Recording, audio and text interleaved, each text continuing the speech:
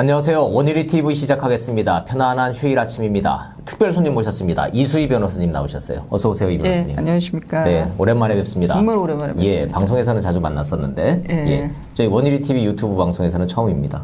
열혈 구독자입니다. 알림까지 해서 그냥 실시간으로 거의 보다시피. 고맙습니다. 예. 경험해보지 못한 나라를 겪고 있고 경험해보지 못하는 검찰을 겪고 있습니다. 예. 변호사로서 보면은 좀 생각이 좀 남다를 것 같아요. 이 사태뿐만이 아니라 지금 저는 뭐 제가 또 그 출마도 했었고 여전히 당에 이제 몸담고 있는 입장에서는 네. 국회를 보면 법조인 출신 국회의원들이 어떻게 저런 법들을 제정을 하고 저런 그 주장들하고 특히 왜 감사원장 이번에 최재형 맞아요. 감사원장에 대해서도 뭐 오늘 이따가 그 얘기도 좀 해보자고요. 네, 예. 중립의문을 위반했네 막 그러면서 강하게 말하시는 분들이 또 법조계 출신이에요. 그러니까 외려 더 좀 자괴스럽죠, 그런 분들 보면. 법을 가장 잘 지킬 것 같은데 이번에 봤더니 야, 법조인들이 그 법을 더 지킨다는 생각은 안 들더라고요. 그래서 한동훈, 정진웅 이 충돌 사건, 먼저 이 사태를 보면요, 6탄전 벌어졌고 상호 고소전 지금 벌어졌죠. 폭로전 벌어지고 있어요. 그다음에 응급실 사진전까지 이제 드디어 보고 있는데, 그 댕기열 사진, 댕기열 환자 응급실 사진 보셨죠? 아니 그걸 누가 찍었죠? 그 네티즌들이 그 기종까지도 다 알아내고 그 촬영한 시간과 촬영한 장소까지도 다 네티즌 수사대들이 찾아냈더라고요. 네티즌 수사대가 검찰 수사보다 더 빠르고 정확해요. 그러니까 서울지검에서 그런 사진들을 노출했을 때, 우리 그 정진웅 부장 너무 불쌍하다 이런 동정표를 받을 수 있다고 생각하는데 저는 그런 발상부터가 우선 이해가 안 가요. 그게 이제 일종의 여론전을 펼치려고 했었던 건데 혈압 급상승 증세라 그랬잖아요. 그러면서 혁대를 꽉 졸라맸잖아요. 마스크 쓰고. 그게 그렇게 넌센스였다네요. 혈압 급상승이면은 혁대부터 풀어야 된대요. 의사들이 원래. 근데 혁대를 꽉 졸라매고 마스크 꽉 쓰고서는 그 사진을 찍어서 언론에다 뿌렸으니까 여론전이 역효과는 날 수밖에 없죠. 자, 그게 중요한 게 아니고 현직 검사장하고 수사를 하고 있는 후배 부장검사가 6탄전을 벌였어요. 본질이 뭡니까?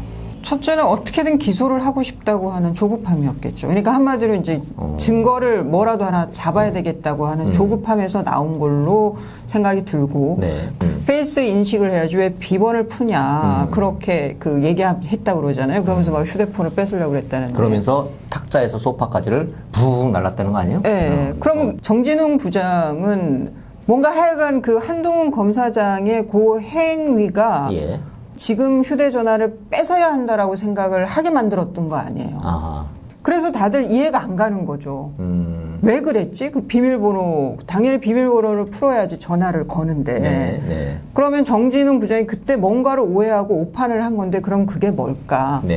그럼 비밀번호가 풀어진 아이폰을 압수하려고 했던 거 아니냐? 그럼 한동훈 검사장이 비밀번호의 마지막 단추를 누르는 그 순간을 기다렸다가 딱 비밀번호가 해제되는 순간에 날아가서 덮쳐서 그거를 뺏으려고 했다. 네, 그런 추측이 하나 있었어요. 기사만 놓고 보면은 압수수색 영장에는 휴대전화 단말기가 아니라 유심 카드라고 돼 있는 거 아니에요? 그래서 납득이 안 갔던 거죠. 유심 친분 비번하고 전혀 상관없거든요. 그래서 결론은 정진웅 부장이 방 날아가서 휴대폰을 뺏고 안 뺏기려고 하는 그 판단한 그거는 누구도 지금 이해를 못하는 거예요. 검찰 내부에서도 이해가 안 간다요. 자, 그러면은 자 하나하나 그러면 밝혀진 사실부터 좀 따져봅시다. 어찌됐든 그 난리통을 겪으면서 유심 카드를 뺐어요. 3시간 만에 돌려줬다는 거예요.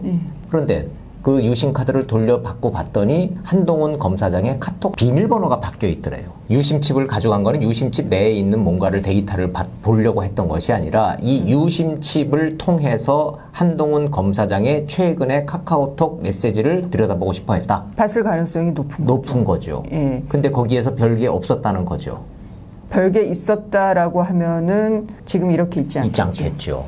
그렇다면 거긴 별게 없었던 거고. 한동훈 검사장이 혹시 그 비밀 대화를 쓰기 위해서 텔레그램을 쓰나 뭐 이런 의심도 했다는데 텔레그램 자체를 뭐 안 쓴다 그러네? 그걸 안 쓴다고 그래요. 그럼 그건 또 꽝이네? 그쵸. 자, 그러면. 근데 거기서 하나가. 그 압수한 유심칩을 뭔가 이제 디지털 수사 기법을 위해서 사용하는 것까지는 좋은데 지금 카카오톡에 들어가서 내가 한동훈이 아님에도 불구하고 한동훈인 것처럼 하고 로그인을 시도한 거. 제가 그 질문 지금 드리려고 그랬던 거예요. 한동훈 검사장 측에서 내 카카오톡 비밀번호가 바뀌어 있어. 이거 불법인데? 이거 불법 감청인데라고 지금 법적으로 문제 삼겠다고 나오고 있어요. 그 메커니즘이 어떻게 되는 거예요, 법적으로? 그러니까 내가 한동훈이 아님에도 불구하고 한동훈인 것처럼 카카오톡을 속여가지고 제가 로그인을 할 수 있게 한 거. 그거는 위계에 의한 업무 방해가 될 수가 방해가 있어요. 된다. 카카오톡의 업무를 방해한 게 될 수 있고 또 하나는 카카오톡을 속인 거네. 그렇죠. 그리고 또 다른 하나는 시점이 로그인을 했을 때 과거의 것을 들여다보는 거하고 네. 실시간으로 들어오고 있는 카카오톡의 네. 대화랑 그걸 들여다본 거는 아주 큰 차이가 있는 거죠. 그러니까 감청이 되는 거죠, 이건. 여기서 잠깐만요. 우리가 일반인들 입장에서 생각해보면 감청이라는 거는 다들 전화를 엿듣는 거를 감청이라고 생각하는데 요즘은 SNS 시대가 됐기 때문에 누군가와 제가 주고받는 카카오톡이나 SNS를 중간에 끼어 들어와서 그걸 인터셉트해서 들여다보는 것도 감청이죠. 그렇죠. 한동훈 검사장의 유심칩을 압수수색하라고 영장을 발부가 된 법원이 해준 거는 유심칩을 확보하라라고 영장을 발부해 준 거지. 그거를 이용해서 한동훈이 어떤 카카오톡을 주고받는지를 실시간으로 한번 들여다봐라라고 허락한 건 아니죠. 그렇죠. 네. 그럼 이것도 불법 감청 소지가 좀 있네요. 그렇죠. 근데 불법 감청은 상당히 심각한 범죄인 거죠. 자, 그럼 두 가지는 문제가 될 수 있겠네요. 그 카카오톡에 대한 업무방해 그 소지 부분하고 그 법원의 압수수색 영장에는 감청을 허용하는 대목이 전혀 없는데 실질적으로 감청 행위가 이루어진 거에 대한 이 법적인 조치. 이거는 한동훈 검사장이 어떻게 나올지 모르겠군요. 감청은 또 별도의 영장을 또 받아야 또 받아야 되는 거죠. 그리고 감청은 아주 예외적인 경우에만 가능한 거기 때문에 예. 정진웅 부장검사도 이런 상황을 모를 리 없는 수사검사인데 왜 이렇게까지 무리수를 둬요? 모르게 할 수도 있다고 생각을 했을까요? 그것도 저는 좀 이해는 안 가요. 예. 근데 지금 한동훈 검사장은 자기가 카카오톡에 접근하려고 보니까 비밀번호가 변경되어 있더라는 거 아니에요. 그러니까 이런 거는 흔적을 남겼다 하더라도 어쩔 수 없다, 나는 봐야 되겠다, 그랬을 수는 있죠, 그 수사팀이. 이 법조인의 시각으로 봤을 때도 정진웅 부장검사가 왜 이렇게까지 무리수를 뒀는지에 대해서는 법률적으로는 이해가 안 되는 거네요, 여전히. 이유는, 의도는 알 수가 있죠. 뭐예요, 이유는? 한동훈을 기소하고 싶어 하는 거죠. 예. 근데 지금 검찰의 분위기는, 검찰에서 도는 소문은 기소 정도가 아니라 구속을 시키려고 할 거다. 구속될 때까지 끝까지 물고 늘어지겠다는 의지가 있는 거고. 예, 근데 검찰이 아무리 영장을 청구해도 법원에서 구속 영장이 발부가 안 되면 안 되는 건데, 요게 또 묘한 거예요. 이 한동훈 검사장이 지금 윤석열 그 총장이 굉장히 아끼는 최측근이죠. 후배인 거는 맞아요. 후배이자 최측근은. 근데 수사하는 그 성향도 좀 비슷하다고 해요. 그런데 이 한동훈 검사장이나 이 사람들이 적폐 수사를 하면서 네. 일명 사법부랑 감정이 좋을 수가 없어요. 그래서 한동훈 검사장에 대해서 판사, 법원이 썩 좋은 시선은 아니라는 거예요. 기본적으로 한동훈 검사장의 그동안의 수사의 이 성과나 이 사법농단 수사를 하면서 보여줬던 그 행위 때문에 판사들의 시선이 곱지가 않았다. 예. 미운 털도 박힌 거네요. 그렇죠. 예. 그러니까 그러나 이 사안의 본질하고는 또 이 별개의 문제로 그거는 정말로 법원과 검찰과의 역학관계의 문제인 것이고. 그런데 지금 수사팀에서는 은근히 그걸 기대한다는 거예요. 예. 거기에 기대서 좀 이렇게 무리한 수사를 해도 판사들이 좀 봐주겠지. 이런 분위기가 있다. 예. 그렇군요. 예. 그러면 정진웅 부장검사하고 한동훈 그 검사장은 무슨 개인적인 뭐 악연이 좀 있나요? 이렇게까지 꼭 잡아 놓아야 되고 꼭 구속을 시켜야 되는 어떤 악연 같은 게 좀 있나? 과거부터 우리 검찰이 특수통하고 그러니까 한마디로 권력이나 돈인 그런 그 수사에 투입됐던 사람들이 네. 검사들이 더 잘 나갔죠. 소외감은 있을 거 아니에요. 이 정권이 그 또 법무부 장관, 조국 장관이나 추미애 장관이나 교묘하게 고기를 탁 찌른 거예요. 맞아요. 여긴 이 맞아요. 정권이 잘하는 게 갈라치기를 잘하잖아요. 그러니까 형사나 공판부에서 애썼던 그래서 지금 그럼에도 불구하고 소외됐던 검사들을 우리가 중용하겠다. 그러니까 그런 것들이 또 먹히는 소위 거죠. 적폐 수사라는 걸 할 때는 윤석열, 한동훈 최고라고 막 그랬다가 그게 이제 지금 자기네들한테 칼날이 오니까 그동안에 소외됐던 사람들을 중용한다 그러면서 그걸로 또 지금 한동훈 검사장을 잡는 그런 구도로 하여튼 갈라치는 데는 그거는 재주는 있는 것 같아. 그런 기점으로 봤을 때는 한동훈 검사장이 사법연수원은 27기고 정진웅 부장검사는 29기니까 2년 선배인데 서울법대 학번으로만 보면은 한동훈 검사장이 5년 후배예요. 한동훈 검사장이 너무 빨리 시험이 된 거지 그렇지. 이 정진웅 부장이 늦은 게 아니에요. 그렇죠. 네. 그런데 경력을 보면요. 한동훈 검사장은 정말로 엘리트 코스를 쫙 밟았더만요. 이 특수통으로 해서. 근데 정진웅 부장검사는 그동안에 보면은 뭐 이렇게 딱 눈에 띄는 경력이 없어. 딱 하나 봤더니 목포지청 근무할 때 저 그때 그러니까 이성윤 목포지청장으로 예, 지청장으로 있을 때 이 정진웅 부장이 그 아래 이제 그 모셨었던 거죠. 예, 모셨던 거죠. 그런데 이런 지청은 그 목포지청 그대로 제법 규모가 된다 하더라도 아마 밥 먹고 이럴 때 굉장히 자주 어울릴 수밖에 없는 그런 문화거든요. 정말로 한 식구가 되죠. 예, 예, 굉장히 예. 가까웠을 거예요. 예. 그리고 또 뭐 개인적으로 또 나오는 얘기는 정진웅 부장이 이번에 그 뭐 7월에 인사했다고 그랬었잖아요. 예, 예. 검사장 명단에 올랐지 않았을까. 아니, 그 소문 그런데 파다하게 났던데? 네, 지금 이런 상황이 벌어져가지고 지금 정진웅 부장을 편드는 사람은 제가 주변에 봐서는 거의 없는 것 같아요. 한동훈 검사장이 정진웅 부장검사를 독직폭행으로 이미 고소를 해서 서울고검에서 조사를 시작을 했던데 독직폭행 참으로 오랜만에 듣습니다. 저는 최근에 그런 사건 해보신 적 있어요? 없죠.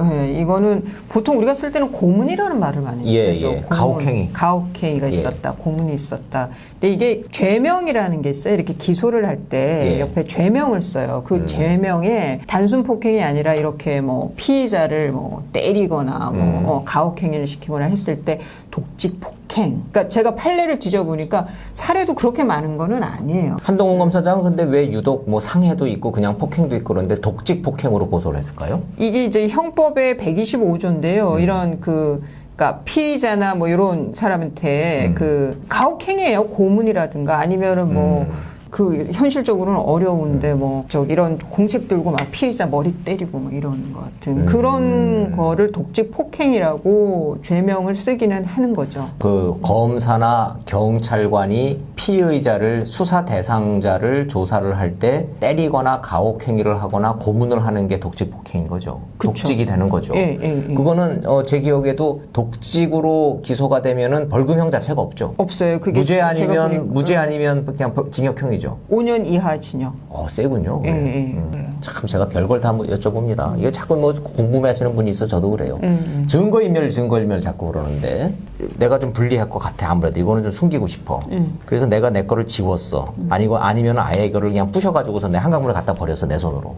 이거 증거인멸이에요? 그건 무죄죠. 그러니까 증거인멸이지만 그걸로 처벌하지 않아요. 괘씸하니까 뭐 구속 사유는 될 수 있고. 그 증거인멸은 아예 구속 사유 중에 하나니까. 그렇죠. 예. 네, 증거인멸을 할 염려. 그러나 처벌은 내가 안 내 해요. 손으로 증거를 인멸한 것만으로 처벌이 더 되지는 않는다. 이거죠. 예. 근데 아니 저기 있잖아요. 정경심 교수. 네, 그 정경심 교수가 자기 그 PC를 자산 관리인인 김경록 씨한테 야 그거 좀 갖고 나오라고 부탁을 했잖아요. 그쵸. 김경록 씨는 그 부탁을 들고 나온 거고 그거는 범죄죠. 교사죄가 성립. 그러니까 증거인멸은 내가 내 손으로 하는 거는 처벌을 못하지만 누굴 시키면 안 되는구나. 예. 제가 잠깐 옆으로 샜는데 그러면 정말로 한동훈 검사장이 여기에서 뭔가 증거인멸을 하려고 했을 개연성은 있을까요? 그게 그 IT 쪽에 일하는 분들 말에 의하면 단말기에서 비밀번호를 누르는 걸로 유심의 어떤 정보를 삭제하는 게 가능하지 않다라는 거예요, 기술적으로. 아니면 네. 그럴 수는 있죠.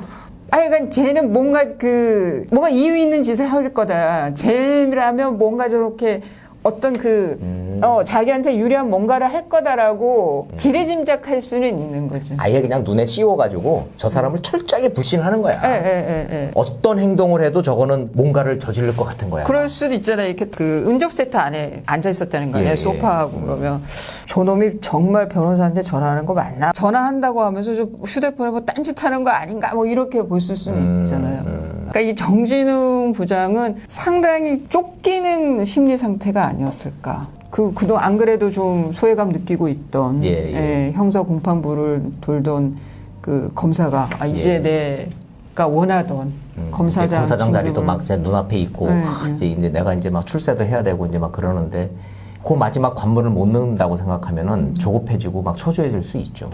이 검언유착 이 수사 상황을 법조인으로 봤을 때는 이건 어디까지 갈 것 같습니까? 그 한동훈 검사장이 자기 운명을 예감했듯이 어떻게든 저는 기소를 할 거다. 한동훈 결국 잡아놓을 것 같아요. 구속에 대해서도 하려고 애를 쓸 거다. 근데 저는 이 뭐 정진웅 검사의 이 좀 어리석은, 상당히 어리석은 이 오판에 의한 이 꼴불견, 이게 그러면 한동훈 검사장을 살려낼 수 있을까? 저는 그거는 아니라고 봐요. 이렇게까지 일이 벌어지고 이렇게까지 틀어졌는데도? 그래도 저는 추미애 장관을 하려고 할 거고 여권을 하려고 할 거라고 생각해요. 서민 교수가요. 그와 관련해서 이거 제가 하는 얘기 아닙니다. 서민 교수 거를 인용하는 거니까 오해는 하지 마시고 사실이 아니어도 좋다면은 모든 증거도 만들어낼 거라는 거예요. 어떤 증거가 됐든 이 카카오톡이 됐든 뭐든 해서 뭔가 나왔으면은 여자와 사진을 찍었으면 불륜으로 몰고 가면 되고 모르는 아이하고 찍었으면 혼외자라고 우기면 되고 일본이라고 찍었으면 친일파로 몰면 된대요. 그러니까 이 변호사님만 그런 전망을 하시는 게 아니라 많은 사람들이 우리가 속어로 왜 꼴린이라고 그러죠. 피의자를 탁 찍어가지고선 구속할 때까지 끝까지 수사하는 거예요. 꼴인 할 때까지 한동훈은 계속 수사를 받겠네요. 저는 그럴 거라고 봐요. 그래서 제가 궁금한 또 하나 그건지, 그러면 이 수사팀은 이성윤 그 중앙지검장과 그의 수사팀은 정말 그 검언 유착이 있었다고 생각하는 건지 아니면 그냥 아닌 것 같은데 위에서 쫙 대니까 이걸 그렇게 그 검언 유착이 있던 걸로 만들어 가야 된다고 생각하는지 저 궁금해요. 그 사람들은 진실을 어떻게 생각하고 있는지. 좀 물어보는 방법 없을까? 근데 오히려 MBC와 KBS 보도를 보면 서울중앙지검의 핵심 간부가 정보를 흘려주고 확인시켜주는 흔적이 너무 역력하잖아요? 네, 그렇죠. 예, 그거는 어떻게 할 거예요? 그건 어떻게 수사를 할 거야? 그 수사는 지지부진하겠죠. 그럴까요? KBS 쪽의 수사는 지지부진하겠죠. KBS 내부에서 고발했잖아요. 자기네들 녹취록을 봤더니 기자와 제3의 외부 인물이 등장을 하고 거기에 서울지검 핵심 간부로 추정되는 사람의 이 녹취록이 좀 나오고 있고 그거 수사해달라고 지금 했는데 그 수사를 그것도 서울지검이잖아 또. 저는 지지부진할 거라고 보이고 그리고 몇 년 후에 뭐 정권이 바뀐다면 그때 뭐 어디 뭐 다시 수사를 하든지 아니면은 무슨 월간지나 주간지에서 뭐 임원하게 또 특집 기사 낼 수도 있고. KBS 오보되는 과정에서 딱 그 지목된 서울중앙지검의 핵심 간부는 너무 이게 숫자가 적어가지고 누군지 금방 알겠더만. 기자들 사이에서는 이름이 돌아요. 이미 다 나왔죠. 근데 본인은 뭐래요? 본인은 당연히 아니라고 그러죠. 본인은 아니라고. 근데 기자들 사이에서는 다 돌고 있고 누굴 거라고 하죠. 이게 그렇게 되면 이 시나리오를 짜서 서울중앙지검하고 MBC, KBS를 이용해서 이렇게 제보자 X를 다 하고 하는 뭔가 뒤에서 조종하는 사람이 있었던 거예요. 이 큰 그림을 그렸던 사람. 요만한 그 뭐라 그럴까 그 빌미는 있었죠. 그 이동재 기자라고 하는 사람의 그 선을 넘는 취재, 또 과도한 특정 욕심. 그게 이제 딱 빌미가 되면서 그런데 그 뒤에 한동훈이 있어? 이거 그런 거 아니야? 라고 하면서 거기에 또 MBC가 뭐 그런 취재도 하고 함정 취재라 그래야 되나? 비극이에요, 비극. 몰래 카메라 딱 갖다 놓고 기자와 그 제보자 딱 갖다 놓고 그렇게 해서 그거를 이제 검언 유착으로 몰고 가고 검찰 수사가 들어오고 그리고 지금 한동훈 검사장까지 좀 와 있는 거예요. 그 다음은 윤석열 총장이죠. 그렇죠. 타겟이. 힘이 확 빠질 거예요 아마. 그렇게 뭐 근데 저는 기소된다고 그래가지고 힘 빠질 것 같지는 않은데 구속을 시키려고 든다고 보시는군요. 과연 뭐 어떻게 무슨 수로 구속을 시킬까? 그건 좀 궁금해지네. 윤석열 총장 말 그대로 이제 식물총장이 됐는데 요즘 뭐 윤석열 총장하고 신세가 똑같은 분이 한 분 더 있대요. 감사원장. 그 최재형 감사원장. 그분 법조계에서 유명한 분 아니에요? 제 그 가까운 분이 이제 사법연수원 때 교수님이었는데. 왜냐하면 사법연수원장 하셨죠? 그럼 사법연수원이라는 데가 이제 사법고시 붙으면 이제 이 변호사님처럼 사법고시 출신들은 거기 가서 공부하는데 2년 동안 공부를 하거든요. 그 교수님들을 총괄하는 사법연수원장이면 굉장히 높은 분이죠. 검찰에서 거길 가면 좀 한직으로 그 부원장으로 가면 좀 한직이라고 하는데 이분은 판사 출신. 네, 판사 출신은 그런 거는 아니에요. 근데 정말 훌륭하신 분이라고. 어떤 점에서? 법사위였었나요 이번에 저기 감사원장 뭐 난리가 났었죠. 무려 3시간 동안 닥달을 당했죠. 네, 뭐 민주당 의원들한테. 예. 정말 수모 저는 저도 봤어요. 그걸 정말 수모스러운데에도 불구하고 목소리 톤 하나 안 바뀌시네. 예. 그리고 특히 그 뭐 윤호중 위원장이 지금 팔짱 끼신 거냐고. 왜냐면 이래고 이제 대답을 이래고 하시니까. 죄송합니다. 이러면서 그냥 다 풀고. 이까지 거 뭐 풀으라면 얼마든지 풀게 뭐 이런 자세. 근데 법조인으로서 어떤 평판이 있으신 분이에요? 그러니까 원칙론자. 원칙론자이고요. 그리고 우선은 인격이 상당히 훌륭하신 거예요. 그러니까 뭐 이런 도네이션 기부도 많이 하고 뭐 저기 그 서울 가정법원장 하실 때는 남자아이 2명을 입양해서 또 그것도 유명한 일화돼요. 네. 그래서 그 입양한 그 아들들을 그렇게 지극정성으로 잘 기르셨다며요. 네. 그 사모님도 대단하신 거죠. 돈 욕심 없고 그렇게 인본주의자시고 사랑을 몸으로 실천하시고 그리고 그게 또 기부하시고 어릴 때부터 그런 거예요. 고등학생 때 중학교 때 친구였는데 사고로 아마 다리를 다쳤나 봐요. 업고 다녔다는 친구. 경기고등학교 다닐 때. 그래서 같이 서울대 법대를 가서 그 친구도 법조인의 길을 걷는데요. 그 두 분이 사법고시를 같이 됐어요. 13기 동기야 두 분이. 유명해. 그래서 이분이 감사원장으로 그 임명이 될 때 여권의 모든 그 법조인 출신 정치인들이 너무 적임자라고 그분의 그 인격은 우리가 다 안다는 식으로 얘기했었잖아요. 그러다가 그 검증하고 그 추천하고 그거를 최종적으로 결정한 분이 누군지 아세요? 이렇게 감사원장으로 추천하고 누가 했어요? 조국 민정수석. 그건 잘했네요. 대한민국에 최재형만한 분은 없습니다. 법조계에서 이런 분은 없습니다. 추천하고 그런데 1년 만에 최재형 감사원장을 민주당에서 아예 이제는 같이 못 가겠던데. 탄핵한다고 나올 수도 있을 것 같죠. 도대체 왜 그러는 거예요, 근데? 그러니까 두 가지예요. 하나는 그 월성 원전 그 조기 폐쇄한 거에서 그 국회에서 감사원에다가 감사를 해달라고 청구를 했어요. 그런데 그 한마디로 조기 폐쇄 결정에 대해서 감사원 감사 결과가 이거는 부당한 결과였다라고 나올까봐. 또 하나는 잘 아는 김오수 전 법무차관.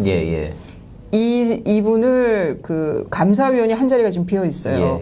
감사위원으로 청와대에서 원했다는 거죠. 근데 이 감사위원은 어떻게 임명을 하냐면 감사원장이 제청을 하면은 대통령이 임명을 하도록 되어 있거든요.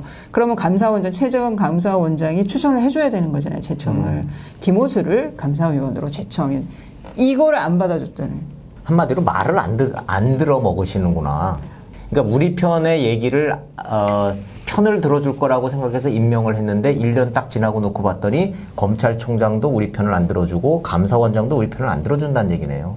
왜 안 들어주겠어요? 정말 원칙주의자고 제대로 판단하시는 분들이 지금 다 그런 거예요. 그러면은 이 정권에 문제가 있는 거죠.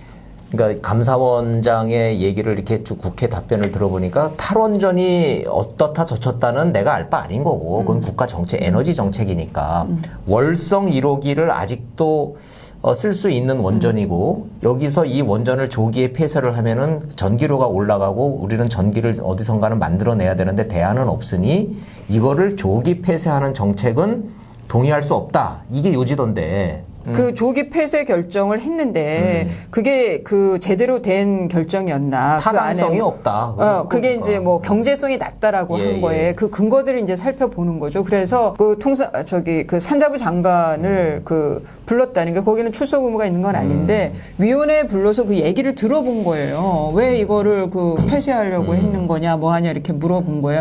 그러니까 그 위원회에서 그 결정이 제대로 됐는지를 그 심의하는 건데, 그건 다 녹음 파일이 있대요. 맞아요. 위원회에서의 그 신문이기 때문에, 질의응답이기 때문에 다 녹음이 되어 있는 거예요. 그거 틀어보면 어떤 의도로 얘기했는지를 알 수가 있잖아요. 그런데 지금 문제 삼는 게 그거잖아요. 뭐, 41% 지지받았던 대통령의 정책을, 그 공약을 그럼 그대로 그게 어떻게 국민들을 대변한다고 할 수 있느냐 뭐 이런 얘기를 하고 했다는 건데 근데 거기에 대해서 최재형 원장께서는 그 소상히 밝혔어요. 그때 그 말들이 왜 나왔는지. 예. 그 말을 하기는 했는데 문맥으로 보면 대통령이 시킨다고 어떻게 다 하냐 감사원이 그 부분에 지금 민주당 의원들은 지금 분개하고 있는 거고 대국민 공약이었다고 대선 공약이라 그랬더니 아니 뭐 41% 공약 그 지지받은 공약이 무슨 그게 뭐 중요하냐. 중요한 거는 이게